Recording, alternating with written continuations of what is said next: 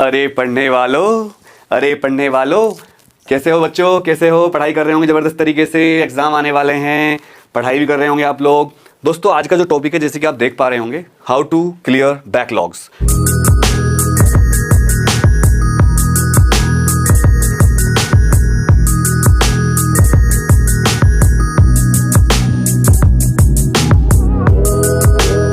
बहुत सारे बच्चों की डिमांड आ रही थी, भैया इस टॉपिक पर एक वीडियो बनाइए। आपकी कोई वीडियो नहीं है इस तरह की। सबसे पहले तो मैं बता दूं कि जब भी कोई इंसान किसी टॉपिक पर वीडियो बनाता है तो वो वीडियो तभी उसे बनानी चाहिए जब वो उस काम को खुद कर चुका हो। दोस्तों मैं आपको ये बताते हुए मुझे अच्छा लग रहा है कि मैं एक हमेशा टॉपर रहा, 10th topper, 12th topper, university में गोल्ड मेडलिस्ट। उसके बाद भी मेरे साथ भी ऐसा कई बार हुआ कि मेरा कोर्स छूट गया, क्योंकि 12th के बाद मैंने कोचिंग करी IIT की। तो उस दौरान क्या होता था कि जब 12th में हम पढ़ रहे थे तो कई बार IIT के सिलेबस चक्कर में बोर्ड का सिलेबस छूट जाता था, कई बार टेस्ट होते थे, चैप्टर छूट जाते थे। और आजकल तो आप लोग जो फेस कर रहे हो आज तक किसी ने फेस नहीं किया। ये वाले साल के जो बच्चे हैं, इस साल जो भी 9, 10, 11, 12 के बच्चे हैं, वो जितनी प्रॉब्लम झेल रहे हैं आज तक किसी ने नहीं झेला।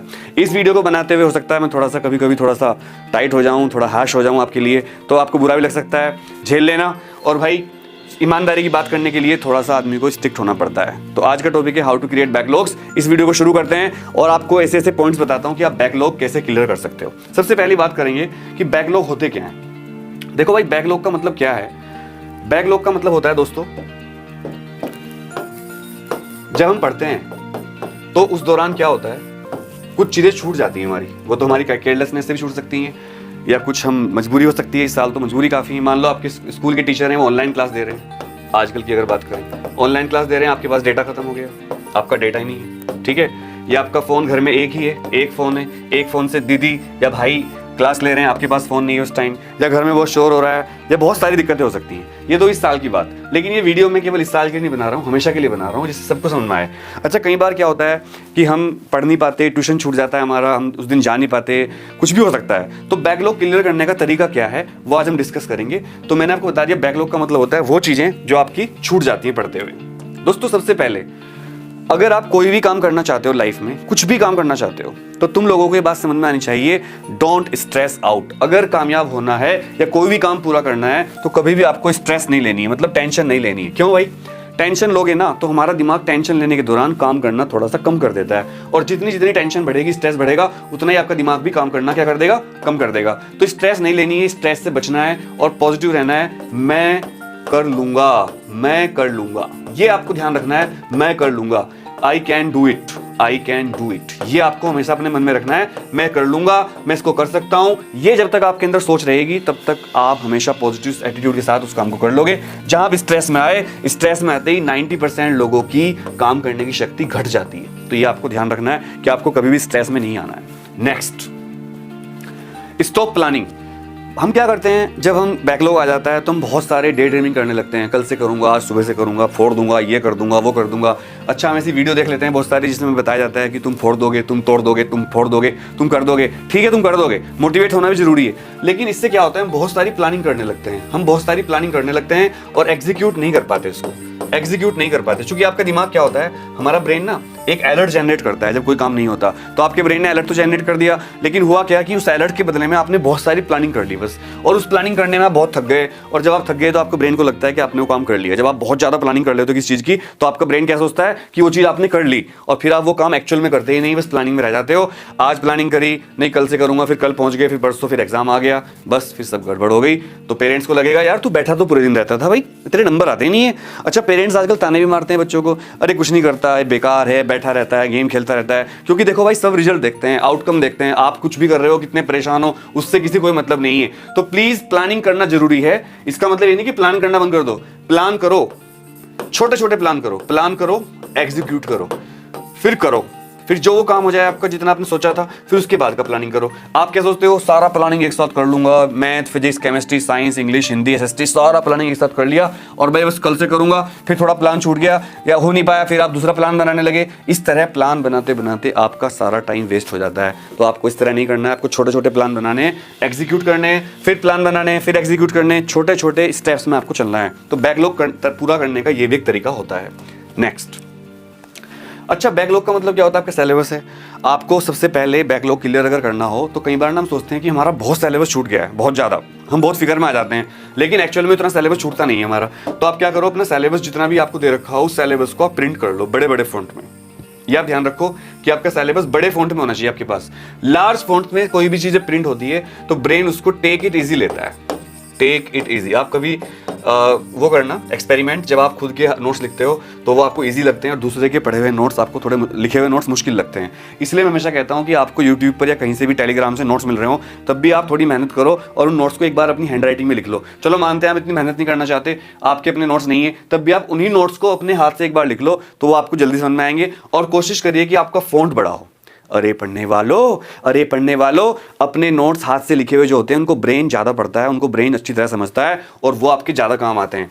अच्छा, जो भी आपको सिलेबस प्रिंट करना है वो कहाँ से करना है? Latest and from official websites. मान लो आपके पास एक बुक पड़ी है, कोई सैम्पल पेपर या कोई भी बुक, अब उसमें मान लो बुक पुराना एडिशन था, उसमें सिलेबस छपा हुआ था पुराना, इस बार 30% सिलेबस कम है, तो यार 30% बैकलॉग तो आपका ऑटोमेटिक कम हो गया। देखो 30% बैकलॉग तो आप भूल जाओ, क्योंकि जो 30% सिलेबस कम हुआ है वो तो ओवरऑल हुआ है, तो जो आपके छूटे हैं उसमें से भी 30% सिलेबस कम हुआ है। तो आप पहले चेक कर लेना कि जो आपका सिलेबस छूट गया है, जितना आपका बैकलॉग है उसके अंदर से डिलीटेड टॉपिक कितने हैं। पता लगा आप डर तो बहुत ज़्यादा रहे हो और उतना आपका छूटा नहीं है। अच्छा, मेरी वीडियो है 9th 10th 11th 12th की, जिसमें मैंने बताया है कि कितने टॉपिक डिलीट हो गए हैं। वो वीडियो देखकर एक पेपर पे सिलेबस पहले प्रिंट कर लो और उन वीडियो को देख देखकर तुम लोग ये सोच सकते हो कि तुम्हारा कितना सिलेबस अभी बैकलॉग एक्चुअल में बचा हुआ है। डरने की आवश्यकता नहीं है, पैनिक मत होइए, आराम से काम करिए, बिल्कुल डरने की आवश्यकता आपको नहीं है। ठीक है दोस्तों, तो आपको लार्ज फॉन्ट में सिलेबस प्रिंट करना है। इसके बाद सबसे बड़ी स्ट्रेटजी जो है पढ़ने की वो ये है जो मैं आपको बताने जा रहा हूं। देखो भाई, ध्यान से मेरी बात सुनना।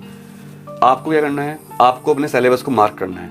मार्केट में हाइलाइटर पेन मिलते हैं अलग अलग कलर के, आप 3-4 कलर के हाइलाइटर पेन ले लो। जैसे जब मैं पढ़ता था तो मैं एक हाइलाइटर पेन रखता था ब्लू कलर का, एक येलो कलर का, एक रेड कलर का और एक ग्रीन कलर का, ये वाला। उससे क्या फायदा? आप सोचोगे सर आप तो ड्राइंग बनवा रहे हो। नहीं नहीं नहीं यार, तुम लोग ये मत सोचो कि ड्राइंग बनवा रहा हूँ। देखो, ये जो मैंने टेक्निक अपनाई है, जिससे मैं टॉपर बना, जिससे मैं अच्छे मार्क्स ले पाया, और वो भी उस कंडीशन में जहाँ पर कोई फैसिलिटी भी नहीं थी। गांव से जाकर पढ़ना, साइकिल पे जाना बहुत दूर, कोई इंटरनेट की फैसिलिटी नहीं, कुछ नहीं। उस टाइम पढ़ना और टॉप करना बहुत मुश्किल काम था भाई। तो देखो, पहला जो नंबर 1 पे आप ब्लू कलर से उनको करो जिन टॉपिक, जो आपको टॉपिक आते हैं। मान लो आपने एक बार बैकलॉग सारे टॉपिक अपने सेलेक्ट कर लिए कि ये मेरा बैकलॉग बचा हुआ है, तो उसमें से आप ब्लू कलर से उन सबको हाईलाइट कर लो जो आपको आते हैं। इससे क्या होगा, आपका स्ट्रेस कम हो जाएगा काफी ज्यादा, क्योंकि ये टॉपिक तो आपको आते हैं, तो आप इनको भी बाद में कर लेना।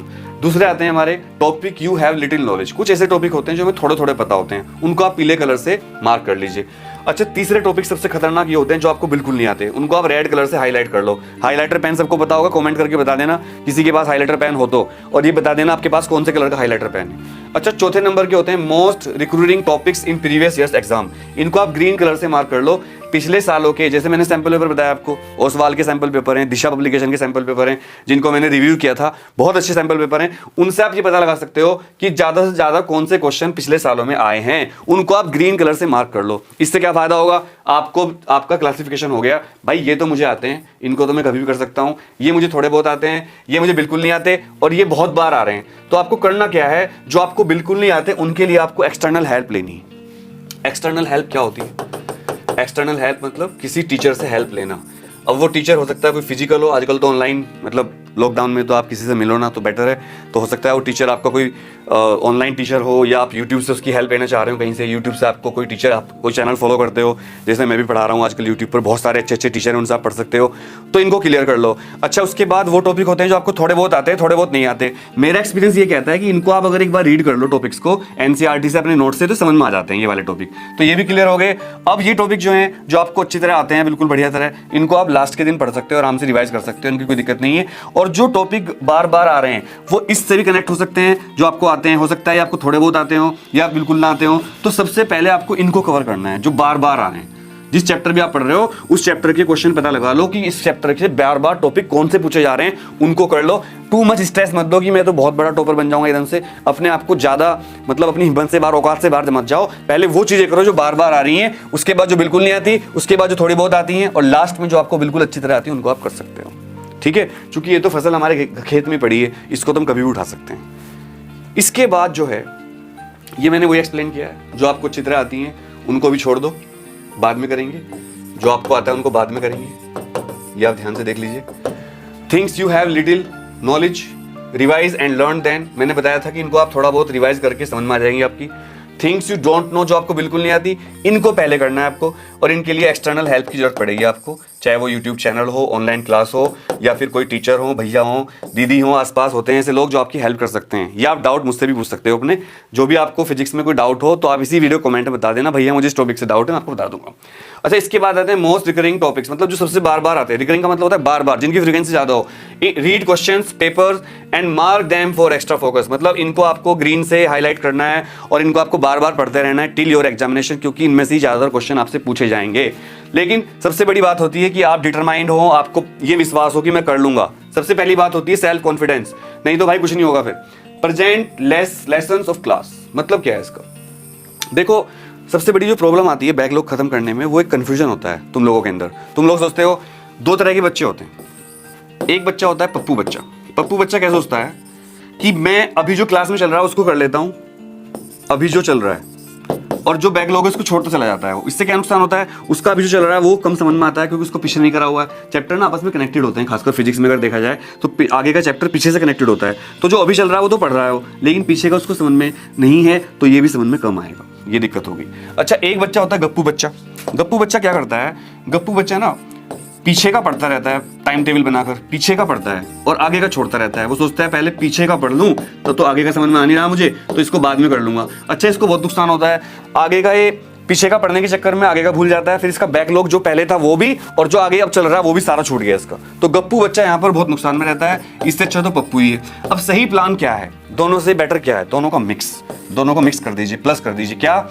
जो आपका अभी क्लास में चल रहा हो उसको तो आप करिए ही, उसको छोड़िए मत, नहीं तो वो बैकलॉग बन जाएगा। फिर आज जो प्रेजेंट होता है कल वो पास्ट बन जाएगा। तो अभी जो आपका चल रहा है उसको छोड़ना नहीं है, उसको आपको करते रहना है, और साथ साथ थोड़ा थोड़ा आपको बैकलॉग लेके चलना है। और सही फॉर्मूला जो होता है इसका, मैं आपको बता देता हूँ। इसका सही फॉर्मूला होता है 70% टाइम तो उसको देना जो चल रहा है अभी, और 30% टाइम आपको बैकलॉग को देना है। इस तरह से आपका जो टाइम टोटल है उसको आप डिवाइड कर दीजिए, 70% जो अभी चल रहा है और 30% जो बैकलॉग है उसमें दे दीजिए। तो इससे क्या होगा? आपका सिलेबस पूरा हो जाएगा। ये तो आप कंप्लीट कर पा रहे हो जो भी चल रहा है क्लास में, और ये 30% करके आपका पूरा हो जाएगा। अच्छा, धीरे धीरे आपका कॉन्फिडेंस बनना शुरू हो जाएगा और फिर आप कर लोगे गारंटी से इस बात को। ठीक है, तो बैकलॉग पूरा करना बहुत जरूरी होता है।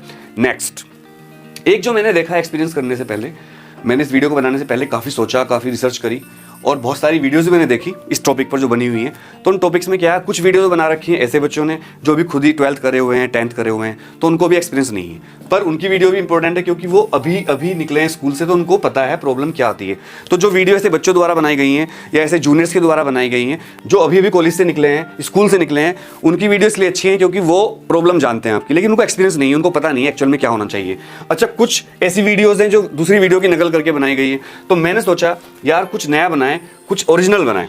तो देखो, ये जो नोट्स आप देख रहे हो, डोंट मेक डिटेल नोट्स। कुछ बच्चे क्या करते हैं ना, भाई इतने अच्छे नोट्स बनाऊंगा, फोड़ डालूंगा सबको। अच्छा, उनके पास बहुत सारे नोट्स होते हैं, इस वाले टेलीग्राम चैनल से नोट्स ले लिए, इस वाले से ले लिए, इस वाले से ले लिए, आजकल सारे यूट्यूब चैनल नोट्स दे रहे हैं। तो वो सारे नोट्स आपने ले लिए, फिर वो आपके फ़ोन में भर गए, आपने प्रिंट कर लिए, एक आपका दिमाग भर जाएगा। फिर आप सोचोगे यार छोड़ो, अपने नोट्स लिखता हूँ। फिर आप बहुत डिटेल में नोट्स लिखना शुरू कर देते हो। पहला पेज खोला, ये भाई हेडिंग डाली, डेकोरेट किया, उसको अंडरलाइन किया, फिर दूसरा 3-4 पेज तक आपने अच्छा लिखा, फिर आप छोड़ो यार, कौन करेगा इतना भाई। तो भाई बहुत ज़्यादा डिटेल नोट्स मत बनाओ इस तरह की। आप क्या करो, चैप्टर चार्ट्स, मैंने एक बताया था, वो वीडियो मुझे बनानी है, मैंने कहा था मेमोरी मैप्स की वीडियो बनाऊंगा मैं। मेमोरी मैप नोट आपको बनाने हैं। जिस दिन आप मेमोरी मैप नोट बनाने सीख जाओगे, समझ लो आपका बेड़ा पार हो गया।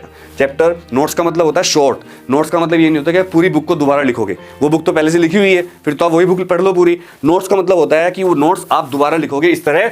ये देखो मेमोरी मैप जो मैंने लिख रखे हैं नोट्स इस तरह के, ये मेमोरी मैप नोट आपको तैयार करनी है। इसके बाद जो है, ये सबसे इंपॉर्टेंट जो आपको दिख रहा है, 4 टर्टल्स एंड स्नेल्स। कुछ ऐसे बच्चे होते हैं, देखो मैंने पहले ही कहा था कि मैं थोड़ा सा इस वीडियो में आपको मेरी बात कुछ बुरी लग सकती है। देखो, सब बच्चे आजकल सब लोग पढ़ते हैं। पहले टाइम में क्या होता था, कोई कोई पढ़ता था, जमींदारों के बच्चे, बड़े बड़े लोगों के बच्चे। फिर हमारे देश आज़ाद हुआ, लोकतंत्र आया और सबको पढ़ने का अवसर मिला, जो कि बहुत अच्छी बात है। लेकिन ये भी एक सच्चाई है दोस्तों कि सभी का ब्रेन बराबर नहीं होता। एक ही बाप के 2 बच्चे हैं सगे भाई, उनका ब्रेन भी एक जैसा नहीं होता। कुछ बच्चे होते हैं बहुत फास्ट सीख लेते हैं, कुछ बच्चे स्लो होते हैं, जैसे टर्टल्स और स्नेल का एग्जांपल दिया। ये धीरे धीरे ही चलेगा। आप इसको ट्रेनिंग देके थोड़ा तेज चला सकते हो, लेकिन आप ये नहीं सोच सकते कि कभी भी कछुआ घोड़े की बराबरी कर लेगा भागने में, या स्नेल जो है घोड़े की या बहुत चीते की तरह भागने लगेगा। हाँ, ट्रेनिंग से तेज चल सकते हैं, ये बात सच है, लेकिन आप कभी ये नहीं सोच सकते कि कछुआ या स्नेल जो है घोड़े की तरह या चीते की तरह बहुत तेज भागना शुरू कर देंगे। ऐसा तो नहीं हो सकता ना। तो हमें ये रियलिटी जाननी चाहिए, हर कोई किसी ना किसी काम में अच्छा होता है, किसी काम में स्लो होता है। ठीक है दोस्तों, अपने हिसाब से, अपने कैलिबर के हिसाब से, अपने पोटेंशियल के हिसाब से अपने आप को पहचानो कि किस सब्जेक्ट में आप टाइगर हो, घोड़े हो, और किस सब्जेक्ट में आप टर्टल हो या स्नेल हो। हम हर सब्जेक्ट में अच्छे या बुरे नहीं होते, किसी सब्जेक्ट में बहुत अच्छे होते हैं। जैसे मुझे फिजिक्स पढ़ना बहुत अच्छा लगता था, मैं न्यूमेरिकल पूरी रात करता था बैठ के, लेकिन केमिस्ट्री पढ़ने में मुझे नानी याद आ जाती थी, थोड़ी देर पढ़ा नींद आनी शुरू हो जाती थी। तो केमिस्ट्री में क्या था, मैं टर्टल, और फिजिक्स में क्या हूँ मैं, टाइगर, घोड़ा। तो आपको पहचानना पड़ेगा किस चीज में टर्टल हो, किस चीज में स्नेल हो, किस चीज में आप घोड़े हो। घोड़ा मतलब तेज भागने वाला। तो जो सब्जेक्ट आपका अच्छा हो, घोड़े हो जिसमें आप, उसको आप थोड़ा टाइम कम दीजिए, और जिस सब्जेक्ट में आप टर्टल या स्नेल हो उसको आप टाइम ज्यादा दीजिए, क्योंकि उसकी आपकी लर्निंग स्लो है। अब हम करते क्या है, जो सब्जेक्ट हमारा अच्छा होता है उसको तो हम बहुत ज्यादा पढ़ते हैं, जो सब्जेक्ट हमारा बुरा होता है उसको हम बहुत कम टाइम देते हैं। इसका एक बड़ा एग्जाम्पल मैं आपको दे रहा हूँ, बुरा मत मानना। नीट वाले जो बच्चे होते हैं बायो के, वो क्या करते हैं, जब नीट की तैयारी करते हैं वो सबसे ज़्यादा टाइम देते हैं बायोलॉजी को। अगर आप किसी भी बच्चे से बात करोगे या किसी घर जाना अपने दोस्त के, आप देखोगे 90% वो आपको बायोलॉजी पढ़ता मिलेगा। अरे भाई, बायोलॉजी में कंपटीशन है ही नहीं, तुम्हारी फाइट बायो से है ही नहीं। नीट का सिलेक्शन बायो नहीं करवाएगी, नीट का सिलेक्शन फिजिक्स करवाएगी, और नीट का सिलेक्शन फिजिक्स ही रोकेगी। तुम्हें डॉक्टर बनाएगी फिजिक्स, और डॉक्टर बनने से रोकेगी भी फिजिक्स, क्योंकि लड़ाई वहाँ किसमें है, फिजिक्स में। 2 सेनाएं लड़ रही हैं, उनके पास 3 सेनाएं हैं, फिजिक्स, केमिस्ट्री, बायोलॉजी। तो केमिस्ट्री और बायोलॉजी सारी सेनाओं की अच्छी होती है, जितने बायो के स्टूडेंट होते हैं सबकी केमिस्ट्री बायोलॉजी ऑलमोस्ट बराबर होती है, लेकिन भाई टक्कर होती है फिजिक्स में, और तुम लोग फिजिक्स को सबसे कम टाइम देते हो। और मैंने से बहुत बच्चे देखो जो कई साल कोटा में डेरा डाल के पड़े रहे, 3-3, 4-4 साल हो गए, उनका सिलेक्शन नहीं हुआ। मैं उनसे पूछता हूँ भैया क्या हुआ, कि सर सिलेक्शन नहीं हो पाया, ये हो गया वो हो गया, टेक्निकल डिटेल्स में फंस जाते हैं। सीधी सी बात है, अपनी फिजिक्स अच्छी कर लो तो आप नीट में चले जाओगे। मैं आपको अंदर की बात बता रहा हूँ, बुरी लग सकती है, बुरी लगेगी तो ठीक है, कोई बात नहीं, कमेंट कर देना भैया आपकी बात बुरी लगी। इसी तरह हर बच्चे का कोई ना कोई सब्जेक्ट वीक होता है, उस वीक सब्जेक्ट पर, वीक पॉइंट पर ज्यादा टाइम दो। यार तुम जिम जाते हो, तुम्हारे बाइसेप अच्छे हैं, तुम्हारे ट्राइसेप वीक हैं, तो ट्राइसेप की एक्सरसाइज ज्यादा करो, है ना। तुम क्या करो, बाइसेप की कर रहे हो क्योंकि वो तुम्हें अच्छा लगता है, ट्राइसेप की तो करो, तभी तो वो स्ट्रॉन्ग होगा। तो टर्टल और स्नेल वाली जो बात है, इसको ध्यान रखना, ये बात आपके बहुत काम आने वाली है। तो बस last but not the least, stay focused and determined. इससे बड़ी कोई चीज नहीं हो सकती। आपको फोकस्ड रहना है, हाँ मैं कर लूंगा, I will do it, I will do it, I will win, मैं कर लूंगा, मैं जीतूंगा, मैं कर लूंगा, मैं जीतूंगा। ये चीज आपके अंदर जब आ जाएगी, उस दिन दुनिया की कोई भी ताकत आपको जीतने से नहीं रोक सकती। बैकलॉग तो बहुत छोटी चीज है, तुम लोग उड़ा दोगे, फोड़ दोगे, जला दोगे, आग लगा दोगे। चाहे वो IIT हो, नीट हो, मेडिकल हो, CA हो, कुछ भी हो, चाहे वो आपका 9, 10, 11, 12 का एग्जाम है, तो बहुत छोटी छोटी चीजें हैं। आपकी स्ट्रेंथ बहुत बड़ी है, इससे भगवान ने तुम्हें बड़े कामों के लिए बनाया है। ये तो बहुत छोटी चीजें हैं यार, इनमें कहां फंसे पड़े हो। चलो उठ जाओ, डिटरमाइंड हो जाओ, फोकस करके अर्जुन की तरह बाण का संधान करो पार्थ, उड़ा दो बैकलॉग, और तुम लोग उड़ा दोगे। ये बात ध्यान रखना, मेरा आशीर्वाद तुम्हारे साथ है, मेरी दुआएं तुम्हारे साथ हैं। इस वीडियो को 2-3 बार देखना, चीजें समझ में आएंगी। मेमोरी मैप से नोट बनाना और कमेंट करना कि क्या मेमोरी नोट्स आपको बनाने आते हैं, तो ठीक है, नहीं आते तो कमेंट कर देना, उसकी जल्दी वीडियो बनाऊंगा। Thank you very much. जय हिंद, जय भारत, वंदे मातरम।